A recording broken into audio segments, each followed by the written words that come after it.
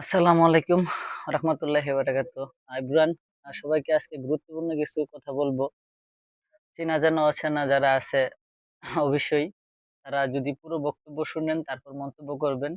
শোনার পরে যদি ভালো লাগে গালি দিবেন, সেটা আপনাদের ব্যক্তিগত ব্যাপার। তবে অবশ্যই গালি দেওয়ার আগে চিন্তা করবেন আল্লাহ তাআলা যারা ঈমান আনার পর যারা গালি দেয় তারা নিশ্চয়ই জালিম। এখন আল্লাহর আয়াত আপনি উপরে দা বিক্রি করেন বা বিশ্বাস না করেন, এটা আপনার ব্যক্তিগত ব্যাপার। এখন যেই বিষয়ে কথা বলবো, ভুল পথে ছিলাম, ভুল পথ থেকে সরে আসলাম। এখন আমরা যারা অনেকে ভুল পথে আছি তাদের উদ্দেশ্যে বলবো, চেনা জানা অচেনা সবার উদ্দেশ্যে আমার কথা হচ্ছে, আমরা কাকে আইডল মানতেছি? নেইমার কিংবা মেসি কিংবা এমবাপ্পে, তারা কি আজও মুসলিম আইডল? এবং যারা বিধর্মী রাষ্ট্র সাপোর্ট করছি, এই সাপোর্টের জন্য বাংলাদেশও কত মারামারি, ব্রাজিল মেরে আর্জেন্টিনাকে মারে ফেলে, আবার আর্জেন্টিনা ব্রাজিলকে মেরে ফেলে। তো মুসলমানদের ভিতর রক্তাক্তি হচ্ছে এই দুইটা সাপোর্টাররা বেশি রক্তাক্তি করে, আর অন্য কোনো সাপোর্টার না। এখন আমরা কাদের জন্য নিজের রক্ত দিচ্ছি বা নিজের আত্মীয় স্বজনের সাথে ঝগড়া করছি তা কিন্তু এখনো আমরা জানি না। এমন এক ফিতনা তৈরি করে দিছে যে মুসলমানদের মাথা ওয়াশ করে দিচ্ছে, তা আসলে কেউ জানে না।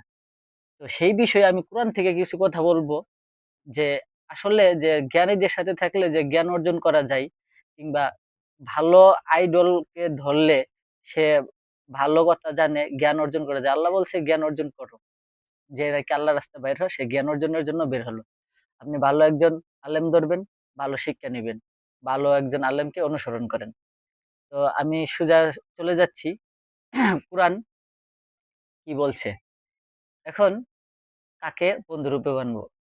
এখন আমাদের কোরআন বলতেছে যে আল্লাহ এবং আল্লাহর রাসূল ও মুমিনগণ তাদেরকে তোমরা বন্ধুরূপে গ্রহণ করো। ঠিক আছে?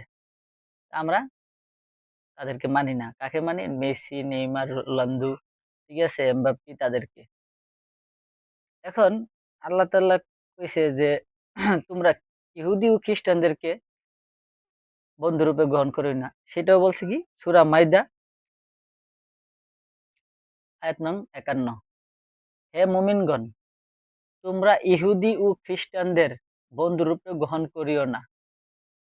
তাহারা পরস্পরের বন্ধু। তোমাদের মধ্যে কেহ তাদেরকে বন্ধুরূপে গ্রহণ করিলে সে তাহাদেরই একজন হইবে। নিশ্চয়ই আল্লাহ জালিম সম্প্রদায়কে সৎ পথে পরিচালিত করেন না। বুঝতে পেরেছেন? আপনাদের সৎ পথে আনবে না। তোমরা যারা তাদেরকে বন্ধুরূপে গ্রহণ করো, তোমাদেরকে সৎ পথ দেখাবেন না, পথ দেখাবে না। মোট কথা হচ্ছে তাদেরই একজন যারা তাদেরকে অনুসরণ করে। আল্লাহ সূরা মাইদা ৫১ নম্বর আয়াতে বইলা দিছে। ঠিক আছে? তারপর আরো আছে। শুনবেন? তারপর আমরা যারা আছি, হ্যাঁ, যা ৫৫ নম্বর আয়াতে বলতেছে, তোমাদের বন্ধুত্ব আল্লাহ, তারা রাসূল ও মুমিনগণ যাহারা বিনীত হইয়া সালাত কায়েম করে ও যাকাত দেয়। যদি শুনতেছেন আরো আছে ৫৭ নম্বর আয়াত শুনি। হে মুমিনগণ, তোমাদের পূর্বে যাহাদেরকে কিতাব দেওয়া হয়েছে তাদের মধ্যে যাহারা তোমাদের দিনকে হাসি তামসা ও ক্রিয়ার বস্তুর উপর গ্রহণ করে তাহাদেরকে ও কাফেরদেরকে তোমরা বন্ধুরূপে গ্রহণ করিও না, এবং যদি তোমরা মুমিন হও তবে আল্লাহকে ভয় করো। এখন ৫১ নম্বর আয়াত আবার ঠিক ৫৭ নম্বর আয়াত ঠিকই বলতেছে খ্রিস্টান ও কাফেরদেরকে। ৫১ নম্বর আয়াতে ইহুদীদেরকে। আমরা কাদেরকে অনুসরণ করি? কাদেরকে আইডল মানি? আসলে আমরা যদিও এ কথা বলি, যারা খেলা অন্ধভক্ত আছে তারা বলবে আমরা খেলা আইডল মানি। খেলা বলতে কি? তাদের অনুসরণ করার কথাই বলছে। তা আমরা অনুসরণ করব কেন তাদেরকে? আমরা অনুসরণ করতে বলতেছে আল্লাহ এবং আল্লাহর রাসূল এবং মুমিনগণের যারা মুমিন আছে তাদেরকে অনুসরণ করব। আমরা সেই জায়গায় নাই। আজকাল আমাদেরকে আল্লাহ তাআলা নিজেও বলছে, ওই যে বললাম যে আমাদেরকে ওই পথ দেখাবে না। কারণ কেন? আমরা তাদেরকে বন্ধু বানায় নিছি, তাদেরকে অনুসরণ করি। সেইজন্য আমাদেরকে সৎ পথ দেখাবে না। যদি তাদেরকে অনুসরণ বাদ দেই, তাহলে আল্লাহ তাআলা আমাদেরকে সঠিক রাস্তা দেখাবেন। এখন সর্বশেষ কথা হইলো, আপনারা মানেন আর না মানেন সেটা আপনাদের ব্যক্তিগত ব্যাপার। আমি যতটুক যার মাধ্যমে জানছি আমি সেটা প্রচার করলাম। আপনাদের মন চাইলে আপনারা ঠিক সঠিক রাস্তা খুঁজে নিবেন। সেটা আপনাদের ব্যক্তিগত ব্যাপার। যদি মন চায় গালাগালি কইরেন। ঠিক আছে? আমি ভুল পথ থেকে সরে আসছি। এখন আপনাদের ইচ্ছা গালাগালি করলে আমার সমস্যা নাই। তো গালি দেওয়ার আগে কোরআনের আয়াতটা অবশ্যই জাইনে নিবেন সার্চ করে যে গালি দিলে কি হয়, কোন আয়াতে আছে, কত নাম্বার সূরায় আছে, সবকিছু আপনারা পাবেন। সোজা ইসলাম এখন জানতে গেলে একদম সোজা। আর যদি কঠিন নিয়ে যায় তাহলে আমি কিছুই জানি না। ঠিক আছে?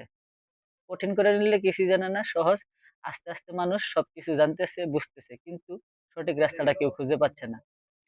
অবশ্যই ভালো থাকবেন। পরে নেক্সট টাইমে আবার দেখা হবে। যদি ভালো লাগে সবাই ফলো দিয়ে পাশেই থাকবেন। ভালো কথা শোনার জন্য অবশ্যই ভালো রাস্তা যেতে থাকি। সবাই আমার জন্য দোয়া করবেন। আসসালামু আলাইকুম।